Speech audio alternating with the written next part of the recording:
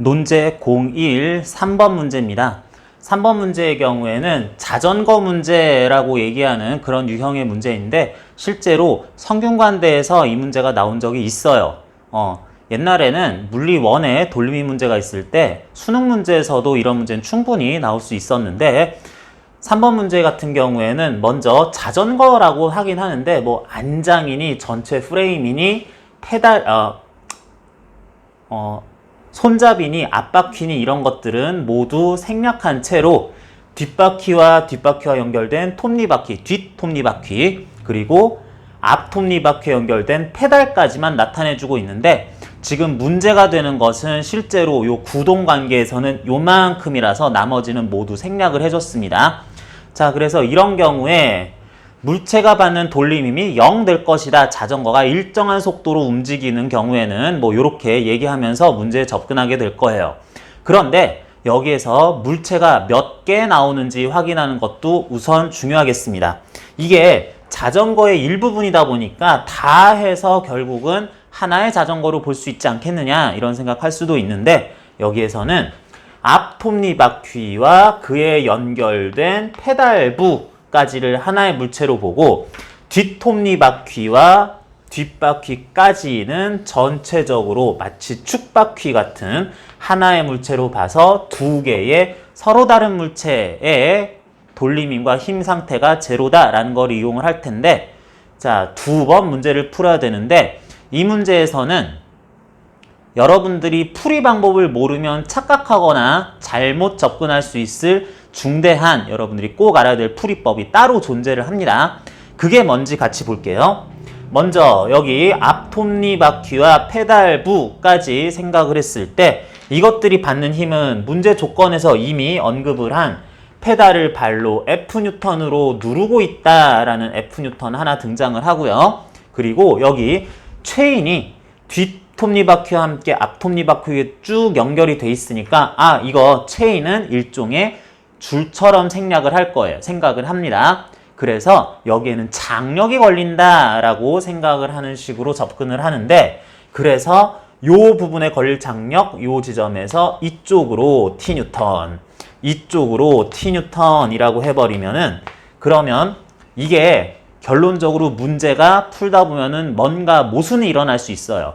그래서 이런 체인 같은 경우에 이런 바퀴에 연결된 톱니바퀴에 연결된 체인의 경우에는 위쪽 바퀴가 앞 톱니바퀴가 이렇게 돌아갈 때 위쪽은 팽팽하고 아래쪽은 약간 느슨하다라고 할 겁니다.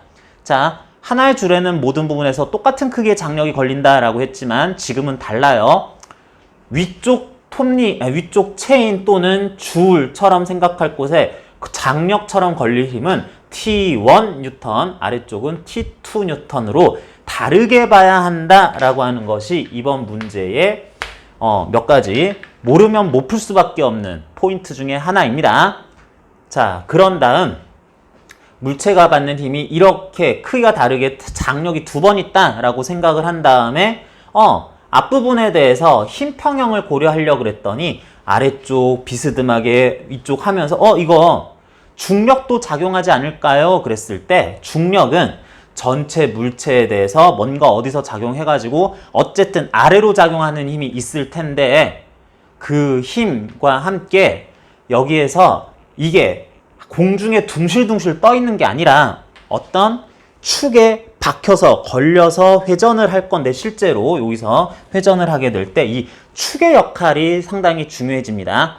축의 역할이라고 하는 것은 이 축에 의해서 어떤 물체가 만약에 떨어지려고 하면 자, 과장을 했어요. 구멍이 뚫린 물체에 축이 있어서 떨어지려고 하면 이런 접촉이 일어나면서 적당 크기의 수직항력이 가해지고 비스듬한 방향이든 뭐 아랫방향이든 윗방향이든 어떻게든 움직이려고 할 때 그런 방향으로 가려고 하는 것을 이 부분의 접촉에 의해서 물체를 그러지 않게 하기 위한 일종의 수직항력이 필요한 만큼 적절히 항상 작용하겠다 이런 식으로 얘기를 해버립니다.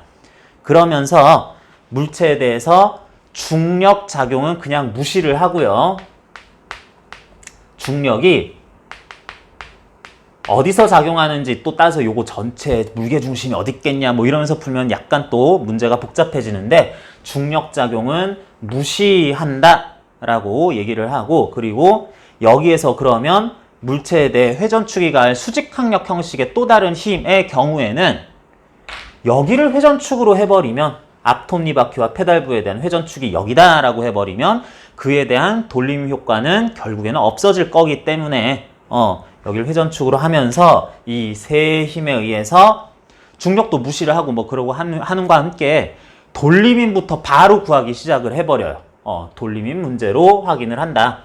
앞톱니바퀴와 페달부까지 포함한 물체 전체가 받는 힘은 3개, T1, T2, F라는 힘이 있으면서 이 힘들에 의한 돌림힘 효과가 각각 어떻게 되나 라고 생각을 해볼 때, 자, 지금부터는 똑같이 갑니다.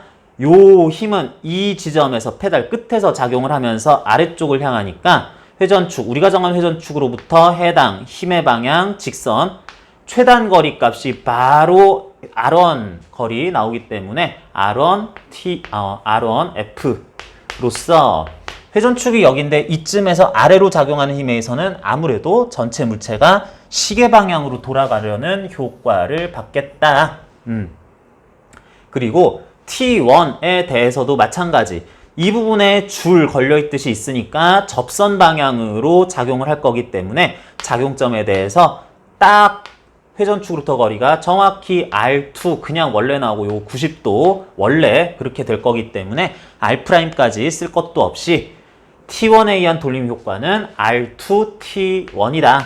그러면서 이쯤에서 작용하는 힘에 의해서는 반시계 방향, 마찬가지 방식으로 T2에 대해서도 R2 T2라는 힘을 돌림힘을 받으면서 효과는 시계 방향이다 라고 했더니 전체적으로 물체들이 받을 돌림힘이 평형을 이루려면 요 크기와 시계 방향 요 두 돌림힘 크기가 합이 같으면 되겠다라고 하면은 약간 이항에서 정리를 조금 해가지고 쓰게 되면은 R1F라는 것의 크기가 R2 T1-T2라는 식으로 이항까지 해서 조금 정리를 해봤습니다. 이와 같이 나타난다라고 식을 하나 세운 다음 아예 별도의 문제처럼 생각하면서 뒷바퀴 관련한 내용을 정리를 해봅니다.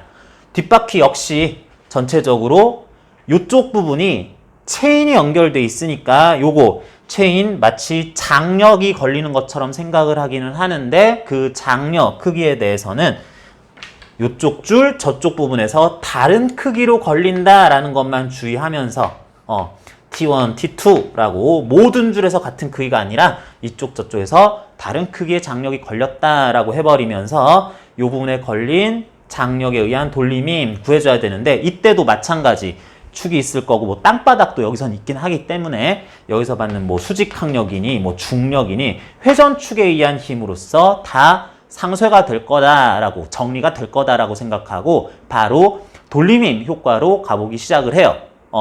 그러면 여기에서 T1, T2에 의한 돌림힘이 있을 것이고요. 뒷바퀴.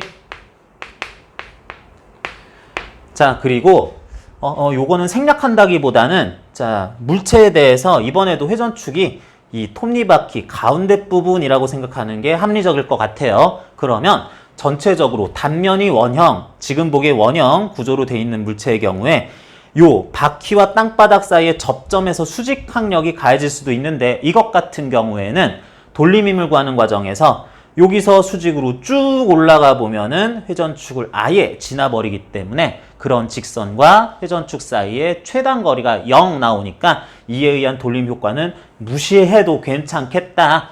제로라서 무시한다 라고 한마디 더 해주는 것도 할 수도 있고 꼭 필요하진 않은데 이 정도는 언급하는 거 가능하다라고 얘기를 할게요.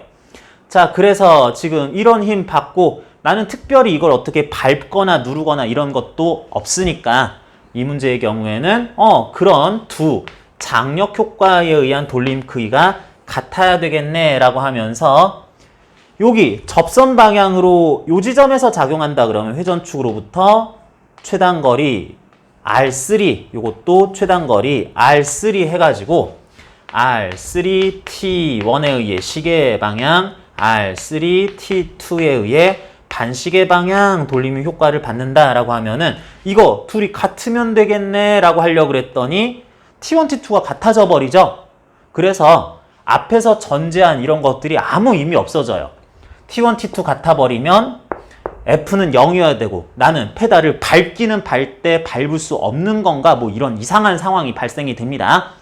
그래서 뒷바퀴에 가해지는 특별한 힘을 더 하나 더 얘기를 해야 되는데 뭐냐면 지면에 대해서 전체 자전거가 움직인다고 했을 때 지면에 대해서 바퀴가 굴러가는 효과에 의해서 자전거도 간다고 그러면 지면에 대해서 이렇게 바퀴가 헛돌고 미끄러지면은 못 가는 거니까 바닥이 있는데 바퀴만 여기서 뱅글뱅글 그냥 돌고 있어. 그러면은 쭉쭉 미끄러지는데 아무런 저항도 받고 있지 않다는 뜻이 돼버리기 때문에 이와 같은 경우에는 바퀴가 돌아갈 때 여기서 쓱 미끄러지면 안 되고 미끄러지지 않게 하기 위한 마찰력이 바닥면으로부터 뒷바퀴에 가해지는 마찰력이 하나 존재를 해야 되겠다. 그 마찰력은 바닥에 대해서 바퀴에 작용할 때는 바퀴가 미끄러진 효과를 없애려고 하는 거니까 이쪽 방향으로 가해지겠다. F' 뉴턴이요 라고 하자는 겁니다. 이런 마찰력이 바퀴에 대해서 작용한다 라고 해야 되는데 문제를 잘 보면 오른쪽 방향으로 F1이 아니라 이런 표현이 있습니다. 여기에서 왼쪽 방향으로 F1이라는 힘이 하나 마찰력으로 작용한다라는 언급이 돼 있어요. 문제 보면은 3번 뒷바퀴가 지면에 F'의 힘을 작용하는 것을 나타낸 것이다 라고 했습니다. 뭐라 그랬어요? 뒷바퀴가 지면에 가하는 힘을 나타낸 것이다 라고 했죠. 근데 우리는 지금 관심이 뭐라고? 뒷바퀴와 뒷톱니바퀴를 포함한 요 물체가 받는 힘을 주는 건 필요 없습니다. 받는 힘에 돌림임 효과까지 가고 싶은 건데 요 힘이 바퀴가 지면에 가는 힘이었다면 마찰력이었을 텐데 바퀴가 받는 힘으로서는 그의 반작용 힘 마찰력, 바닥이 바퀴에 가하는 마찰력은 크기가 역시 같고 방향이 반대가 나오도록 이런 방향을 해서 써야지 요게 계산할 때 방향을 거꾸로 써서 답이 완전 틀어지는 이런 문제가 발생하지 않도록 하기 위한 여러분들이 또 알아야 될 포인트다 라고 하겠습니다. 이런 식으로 바퀴가 바닥을 미는, 바퀴가 바닥에 가하는 힘 이런 식으로 해서 왼쪽 방향으로 그림에서 보면 왼쪽 방향처럼 힘을 나타내면서 여러분한테 현혹시키는 표현이 간혹 나오는데 그러면 안 되고요. 그러면 안 되고 이렇게 바퀴가 받을 힘이 요 지점에서 오른쪽으로 F'이다 라고 하면 그에 의한 돌림임 효과도 고려를 해줘야 되겠다. 그에 의한 돌림임 효과는 여기서 딱 요 지점에서 오른쪽으로 가야지니까 지금 구하는 회전축으로부터 아예 그냥 90도니까 R4라는 거리 떨어진 데에서 F'이 가해지는 돌림임 효과를 구하자. 그에 의한 효과는 반시계 방향 되겠죠.